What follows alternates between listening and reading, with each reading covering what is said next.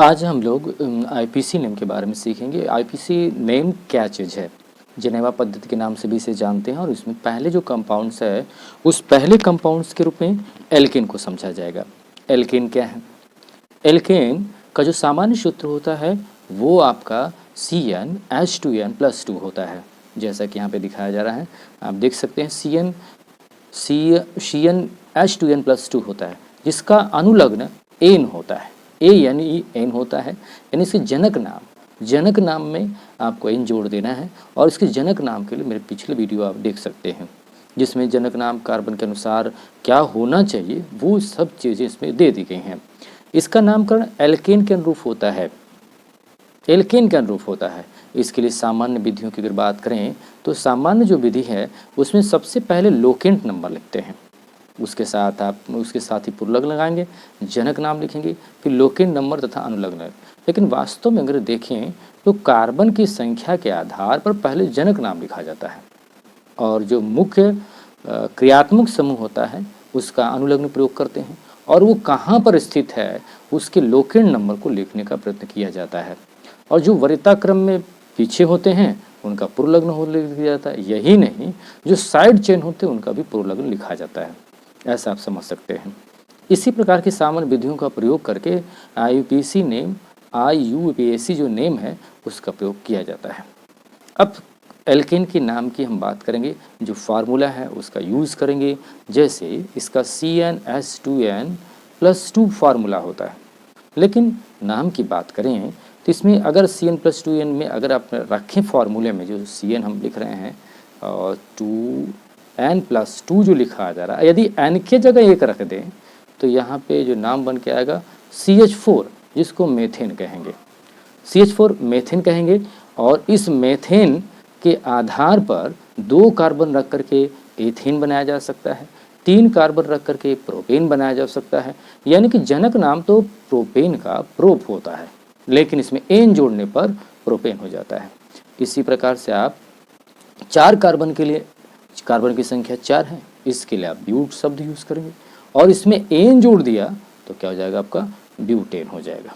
यानी ब्यूटेन कर सकते हैं, इस तरह से नामकरण किया जा सकता है। आप जनरल रूप में कर सकते हैं। अब ब्यूटेन हो गया, इसे 5 कार्बन होने पर इसका पेंटेन होगा। लेकिन यही श्रृंखला यदि लंबी हो, यानी जैसे ये 5 है, अगर इसको लंबी तरफ से लिख दें जैसे CH3 CS2 CS2 CS2 फिर CS3 लिख दें, यानी कि इसमें आगे इसी तरह से CS3 जोड़ दें तो 1 कार्बन 2 3 4 5 कार्बन, इसको नॉर्मल पेंटेन कहते हैं। इसको आप नॉर्मल पेंटेन कह सकते हैं। जनरल रूप से आप दिखा सकते हैं कि ये नॉर्मल पेंटेन है। नॉर्मल पेंटेन कैसे लिख सकते हैं ये समझ में आ गया होगा। इसी तरह से हेक्सेन के टर्म में करेंगे, इसी तरह से हेप्टेन के भी टर्म में किया जाता है। अब आगे की तरफ प्रश्नों को देखते हैं। जैसे मैं कुछ प्रश्नों को यहाँ पर उठा रहा हूँ, आपको समझ में आएगा। जैसे मैंने ब्यूटेन को उठाया, ब्यूटेन की अगर श्रृंखला इस प्रकार से लिख दी जाए तो इसको नॉर्मल ब्यूटेन कहा जाएगा, क्योंकि इसमें नॉर्मल शब्द जुड़ गया, क्योंकि श्रृंखला एक सीधी लिखी जा रही है, इसलिए नॉर्मल शब्द जुड़ जा रहा है। लेकिन जहाँ पर ऐसा नहीं हो सकता है, जैसे इसी फार्मूले के द्वारा, इसी अणुसूत्र के द्वारा ये फार्मूला बनाया गया है, ठीक है। अब इस फार्मूले में आप क्या देखेंगे कि गिनती करना चाहते हैं तो सबसे पहले जब आईपीसी नामकरण किया जाता है तो लंबी श्रृंखला का चुनाव करते हैं। क्रियात्मक समूह जिधर से नज़दीक पड़ता है उधर से गिनना शुरू करते हैं और साइड चेन जिधर से नज़दीक पड़ता है उधर से गिनना शुरू करते हैं। अब गिनना शुरू करें तो यहाँ पे पहला कार्बन है, यहाँ पे दूसरा कार्बन है, यहाँ पे तीसरा कार्बन। ये प्रक्रिया इधर से भी हो सकती थी, एकदम सेम ऐसे ही आता, मध्य में आता साइड चेन, और जिधर से भी गिनती करेंगे, अगर मान लीजिए हम यहाँ से करते हैं, यहाँ 1 2 हो जाएगा, 3 हो जाएगा, यहाँ पे एक साइड चेन छोड़ जाएगा। यानी कि इस तरह से आप कर सकते हैं। इसी प्रकार से आगे प्रश्नों पर आप ध्यान देंगे तो इसका नाम क्या हो सकता है। हर परिस्थिति में जो मेथिल है वो आपका साइड चेन ही हो जा रहा है, इसलिए नाम क्या होगा। 3 कार्बन होने की वजह से यहाँ पे प्रोप सब जुड़ेंगे और सब में सिंगल बॉन्ड है, इसलिए एन जोड़ दे, इसका नाम क्या हो गया, प्रोपेन हो गया। जनक नाम के साथ अनुलग्न लिए हुए प्रोपेन हो गया। लेकिन जो साइड चेन छूट रहा है उसके लिए आपने 2 मेथिल यूज़ किया है। आगे आप समझ सकते हैं कि किस प्रकार से लिखा जा सकता है। आप आगे चलें, पुनः देखें, अगले प्रश्नों को देखें। इस प्रश्न में 10वें प्रश्न में आप देखेंगे तो आपको समझ में आएगा। यहाँ पे एक और मैं एग्जाम्पल उठा रहा हूँ जहाँ पे गिनती लंबी श्रृंखला का चुनाव करेंगे तो इधर से आप चलें तो 1 2 3 4 5 इधर भी जा सकते थे, लेकिन इधर से गिनती करना ज़्यादा उचित है। ज़्यादा इसलिए उचित है, इधर से गिनती करना इसलिए ज़्यादा उचित है क्योंकि इधर से जब आप करेंगे गिनती तो ये साइड चेन जो है छूट जाएगा। या इधर से आप इधर चले जाएं या सीधे तौर पर इधर से जाएं, जिधर भी जाएंगे एक साइड चेन छूटने ही वाला है।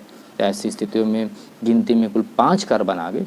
5 कार्बन सिंगल बॉन्ड के साथ हैं इसलिए पेंटेन करेंगे, दूसरे स्थान पर 2 मेथिल पेंटेन बोला जाएगा। इसी तरह से दूसरे नाम को आप देखें, दूसरे नाम में आपने किया क्या कि यहाँ पर एक और भी साइड चेन्स को यूज़ कर लिया। यहाँ सब गिनती करेंगे तो 1 2 3 4 हो जाता है। तो यहाँ पे आप देखेंगे कि साइड चेन ये मेथिल के रूप में आ जा रहा है। जब मेथिल के रूप में साइड चेन आ जाएंगे तो यहाँ पर गिनती किया आपने ब्यूट और सिंगल बॉन्ड के साथ में ब्यूटीन लग दिया, दूसरे स्थान पे 2 मेथिल समूह 2 डाई मेथिल हो जाता है। इस तरह से जनरल रूप से कर सकते हैं, इस तरह से किया जा सकता है। और दूसरे तीसरे एग्जाम्पल को भी ऐसे ही आप देख सकते हैं। दूसरे एग्जाम्पल को आप देखें, एक एग्जाम्पल इसी प्रकार का उठाया जा रहा है, जैसे मेथिल है CH है, C2H5 है, C2H5 लिखा गया है। और जनरली हमको यहाँ पे जो C2H5 है और यहाँ पे आपको C2H5 3 एस्थराइज है। अब इसको इसी प्रश्न को आप इस तरह से विस्तारित आप कर सकते हैं, इस तरह से विस्तारित किया जा सकता है। और C2H5 को आप नीचे की तरफ आप देखें तो इस तरह से आप विस्तारित कर सकते हैं। इसको इधर की तरफ विस्तारित कर, जो C2H5 है इसको C2 CH2 CH3 CH2 CH3 कर सकते हैं। इसी तरह से इसको CH2 CH3 कर सकते हैं। जनरल रूप से आप ऐसा कर सकते हैं। आगे प्रश्नों को आप देखें कैसे इसको हल किया जाएगा और किस प्रकार से लिखा जाए, तो इस तरह से आप देख सकते हैं। जैसे आप देखें यहाँ पे गिनती करना शुरू करेंगे तो गिनती कहीं से भी शुरू करें, लंबी श्रृंखला जैसे 1 2 3 4 5 और 6 हो जाता है। साइड चेन में आपका ये छूट गया, ये साइड चेन छूट गया, ये साइड चेन छूट गया, तो ये साइड चेन हो गया। अभी गिनती में कुल आया 6 कार्बन, हेक्स शब्द यूज करेंगे, सिंगल बॉन्ड है इसलिए हेक्सेन हो जाएगा। तीसरे स्थान पे आपका जो है मेथिल समूह है तो मेथिल लिखेंगे, और चौथे स्थान पे एथिल समूह है, लेकिन इसमें भी अल्फ़ाबेट का ध्यान देंगे। एथिल जो ई से शुरू होता है जबकि मेथिल एम से शुरू होता है, इसलिए अल्फ़ाबेट में यानी ABCD के लिखने के क्रम में ई पहले आता है और एम बाद में आता है। इसीलिए पहले 4 डाई मेथिल लिखेंगे, डाई एथिल लिखेंगे, 4 डाई एथिल, क्योंकि चौथे स्थान पर एथिल समूह 2 बार आया हुआ है, इसलिए यहाँ पे 4 लिखा जा रहा है, डाई एथिल लिखा जा रहा है, 3 मेथिल लिखा जा रहा है, 3 मेथिल में तीसरे स्थान पर हेक्सेन नाम हो जाएगा। तो इस तरह से आप जनरल रूप से आप कर सकते हैं। और भी प्रश्नों को इसी प्रकार से आप देखें तो आपके सामने अन्य प्रश्न भी आएंगे। अन्य प्रश्न में जैसे एक कंपाउंड्स और उठाया गया है, इस कंपाउंड्स में आप देखें तो गिनती करना शुरू किधर से किया जाए, इधर से आप आएंगे, इधर से आप इधर चले जाएंगे तो एक लंबी श्रृंखला आ जाएगी। जैसा कि यहाँ पे आप नंबरिंग भी की गई इसीलिए किया गया है जिससे आप समझ सकें, और ये सब साइड चेन छूट जाएंगे। तो दूसरे स्थान पे मेथिल है, तीसरे स्थान पे है, चौथे स्थान पे, इसलिए 2 3 और बीच में हाइफन का चिन्ह का प्रयोग करते हैं। जब कोई भी लोकेंट नंबर लिखते हैं, कोई भी नंबर लिखेंगे तो नंबर का ही लिखना है तो कॉमा का यूज़ किया जाएगा, और शब्द और अंक के बीच हाइफन का चिन्ह किया जाता है। तो इस तरह से आप देख सकते हैं, जनरल रूप से यूज़ भी कर सकते हैं, ये आप पे डिपेंड करता है। आगे के प्रश्नों को उठाते हैं। आगे का जो प्रश्न है इसी प्रकार से है। आगे के प्रश्नों में आप देखें तो आगे प्रश्न क्या कहता है, इसमें भी गिनती जो है अगर लंबी श्रृंखला का चुनाव करेंगे तो इसी प्रकार से लंबी श्रृंखला का चुनाव, अब किधर भी जाएंगे लंबी श्रृंखला का चुनाव नहीं हो सकता। ये मेथिल है, ये एथिल है, ये नॉर्मल प्रोपिल है, इसलिए 8 कार्बन होने की वजह से ऑक्ट शब्द होगा। एन सिंगल बॉन्ड है, सब में जो गिनती किए हैं कार्बन उनमें सिंगल बॉन्ड है, इसलिए एक्टेन हो जाएगा। अब उसके अलावा जो कुछ भी छूट गया वो सब पूर्व लग्न में आ जाएंगे। देखें यहाँ पर कैसे हो रहा है, ये आपका एथिल है, ये प्रोपिल है और मेथिल है, तो 4 एथिल पहले लिखेंगे क्योंकि अल्फ़ाबेट में ई पहले आता है। 3 मेथिल उसके ठीक बाद में लिखेंगे क्योंकि यम उसके बाद आ सकता है। पी जो है यम के बाद आता है, इसलिए 5 नॉर्मल प्रोपिल। इसे पूरा नाम क्या हो गया, 4 ethyl 3 methyl 5 normal propyl octane हो जाता है। इस प्रकार से इसका पूरा नाम हो गया। आगे की प्रश्नों की हम ध्यान दें तो आगे का प्रश्न क्या कहता है उसको देखा जाएगा। आगे प्रश्न में कुछ इस प्रकार से दिया गया है, उस प्रश्न को देखा जाएगा। ठीक है, आप देखें जनरल रूप से। एक हमने एक और भी कंपाउंड्स उठाया है। इस कंपाउंड की जब गिनती करेंगे तो इस कंपाउंड में आप देखें जब ऊपर से गिनती करेंगे तो आपको जो मिल जाएगा, आपको जनरल इस तरह से कर सकते हैं। ऊपर से आप इस तरह से आएंगे, एक लंबी श्रृंखला यहाँ से आ जाएगी। इस प्रकार से लंबी श्रृंखला आ जाती है और इस लंबी श्रृंखला का चुनाव करने के बाद आपको बहुत सारे साइड चेन मिल जाते हैं। ये सब साइड चेन है जिसको मैं लाइन स्केच चुनाव, ये सब साइड चेन है। अब इस सब लाइन साइड चेन हैं, तब इस साइड चेन को कैसे देखें? साइड चेन सब पूर्व लग्न में चले जाएंगे और आपका जो कार्बन गिनती क्यों सब आपका जनक नाम के साथ अनुलग्न हो जाएंगे। तो यहाँ पे 7 गिने, इसलिए हेप्ट शब्द एन जोड़ दिया तो हेप्टेन हो गया। अब इसके आगे देखें, तीसरे स्थान पर और चौथे स्थान पर एथिल समूह जुड़ा हुआ है, इसलिए 3,4 दो बार आने को इसे डाई यूज़ कर रहे हैं, 3,4 डाई एथिल हो जा रहा है। जबकि दूसरे स्थान, जबकि आप इस तरह से देख सकते हैं कि दूसरे स्थान पे 2 बार एथिल समूह है तो 2 बार आपने 2,2 लिखा है। तीसरे स्थान पे 1 बार मेथिल समूह है तो आपने ये दूसरे स्थान पर 2 बार मेथिल समूह इसलिए 2,2 लिखा है। तीसरे स्थान पर आपका मेथिल समूह 1 है इसलिए मेथिल 3 लिख दिया। चौथे स्थान पे एक और मेथिल 4 लिख दिया। 5वें स्थान पे आप देखेंगे तो 5 लिखा गया है। जबकि इसके आगे संख्या 3 से 4 से ज़्यादा हो जाए तो वहाँ पे पॉली शब्द का यूज़ करते, तो पॉली शब्द यूज़ कर लिया। कौन आया है? मेथिल आया हुआ है। तो ये ध्यान देना, कोई भी समूह 4 से ज़्यादा हो जाए तो ये निश्चित तौर पे आपको पॉली यूज़ करना है। पॉली मतलब बहुलक होता है, मैंने बहुलता की बात कर रहा है। अब आगे इस प्रकार से अन्य प्रश्नों को हम उठाते हैं, जी ध्यान देंगे कि प्रश्नों में क्या है। जटिल कंपाउंडों के बारे में बात किया जाएगा। जटिल कंपाउंड्स की अगर देखा जाए तो जटिल कंपाउंड्स कुछ इस प्रकार के हैं। इसमें आप देखें एक लंबी श्रृंखला इधर चुनाव की, लेकिन यहाँ पर आप देखेंगे तो यहाँ पर एथिल होता तो सामान्य नाम हो जाता इसका 4 एथिल ऑक्टेन हो जाता, लेकिन यहाँ पर ऐसा नहीं है। यहाँ पर अगर CH2 होता तो यहाँ पे CH3 नहीं होता, लेकिन यहाँ पे आपका CH2 नहीं CH है इसलिए CH3 जुड़ गया यहाँ पे। या तो आप इधर गिनती कर लिया तो इधर के लिए, हमने इधर की तरफ ही गिनती कर लिया। जब इधर गिनती कर लिया तो ये इस के लिए साइड चेन हो जाएगा। जब साइड चेन इसके लिए होगा तो ये तो इसके लिए ये साइड था, अब ये समूह के लिए, इस समूह के लिए ये साइड होगा। इसलिए गिनती में जब 1 2 आप कर चुके हैं तो यहाँ पे 1 डैश और 2 डैश करेंगे। इस वजह से नामकरण में क्या हो जाएगा? 4 होगा, 4 हाइफन का चिन्ह, 1 डैश होगा, हाइफन होगा, मेथिल एथिल ऑक्टेन लिखा जाएगा। इस तरह से नामकरण कर सकते हैं जटिल कंपाउंडों का। इसी तरह से अगले कंपाउंड्स को हम उठाते हैं। अगला कंपाउंड क्या है? इसी प्रकार का कंपाउंड है। गिनती में आप लंबी श्रृंखला का चुनाव करेंगे। यहाँ पे प्रोपिल समूह होता, प्रोपिल के जगह क्या होगा? एक मेथिल समूह साइड चेन में जुड़ जा रहा है, इसलिए इसकी तो गिनती कार्बन करेंगे, लेकिन इस कार्बन की भी गिनती कर लेंगे।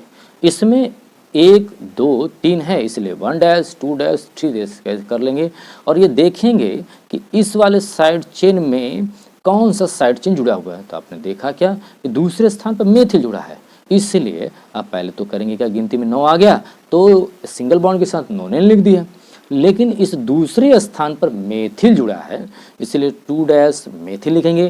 किसके होने का चाहिए था? प्रोपिल के साथ जुड़ा था इसलिए प्रोपिल लिख दिया। लेकिन ये कहाँ पे जुड़ा? मेन वाले श्रृंखला में 5 के स्थान पर जुड़ा हुआ है, इसलिए यहाँ पे आपका 5 लिखा जा रहा है। तो इसका नामकरण क्या हो गया? IPC नामकरण की बात करें तो IPC नेम में 5 हाइफन का चिन्ह लगा लिया, 2 डैश हाइफन मेथिल प्रोपिल नोनेन हो जाएगा। या दूसरे ढंग से भी इसका नाम लिखा जा सकता है 5 आइसो ब्यूटिल नोनेन लिख सकते हैं, क्योंकि यहाँ पे जो है आपका 4 कार्बन कुल हो जाते हैं और ये श्रृंखला जो आइसो को व्यक्त कर रही है, यहाँ पे 2 चीज़ें कार्बन से अलग हो रहे हैं इसलिए आइसो शब्द यूज हो सकता है। तो यानी ये भी नाम हो सकता है कि 5वें स्थान पर मेन श्रृंखला से 5 आइसो ब्यूटिल नोनेन, इस तरह से भी कार्बन का नामकरण किया जा सकता है। इस तरह से आप कर सकते हैं। आगे देखिए अगला एग्जाम्पल उठाते हैं, ये भी जटिल एल्केन के कंपाउंड है। इसमें अगर इस प्रकार का कंपाउंड है तो गिनती में आप देखें तो गिनती में कुछ इस प्रकार से आप गिनती कर जाएंगे, इस तरह से जाएंगे और ये सबका साइड चिन्ह हो गया और ये भी साइड चिन्ह हो गया। लेकिन इस साइड चिन्ह का कोई विशेष नाम न होने की वजह से आप क्या कर सकते हैं? यहाँ पर इसका नाम रखेंगे। तो दूसरे स्थान पे आपका मेथिल है तो 2 लिखा, 7वें स्थान मेथिल है तो 7 लिख दिया और कितनी बार आया? 2 बार आया इसलिए डाई शब्द का यूज़ किया। मेथिल कौन है? मेथिल आ गया। और 5वें स्थान पर ये जो जुड़ा है आपका द्वितीय अर्थात 5 सेकेंडरी ब्यूटिल नोनेन कह सकते हैं। सेकेंडरी को हिंदी में द्वितीय कहते हैं। और या 2 7 डाई मेथिल 5 लिखेंगे और इसके लिए आप जनरली इस प्रकार से यूज़ कर सकते हैं। जैसे आप देखो 2,7 है, डाई मेथिल है, 5वें स्थान पर जुड़ा है, तो 1 मेथिल प्रोपेन नोनेन हो सकता है, 1 मेथिल प्रोपिल नोनेन हो सकता है। इस तरह से आप कर सकते हैं। अब आगे के प्रश्नों को हम ध्यान देंगे। आगे का प्रश्न कैसा है, किस प्रकार से है और कैसे कर सकते हैं, उसको जनरली देखा जाएगा। 19वें प्रश्न की बात करते हैं। 19वें प्रश्न की हम बात करें तो 19वें प्रश्न में आपको जो है जवाब देने का जो प्रश्न है उस हिसाब से देखने का प्रयत्न किया गया है।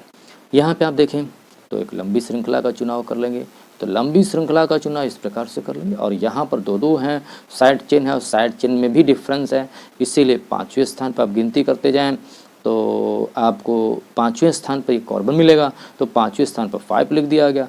फिर 1 वाले स्थान पे जो 5 है 1 स्थान वाले स्थान पर एक इसके इस श्रृंखला के लिए साइड चेन हो गया।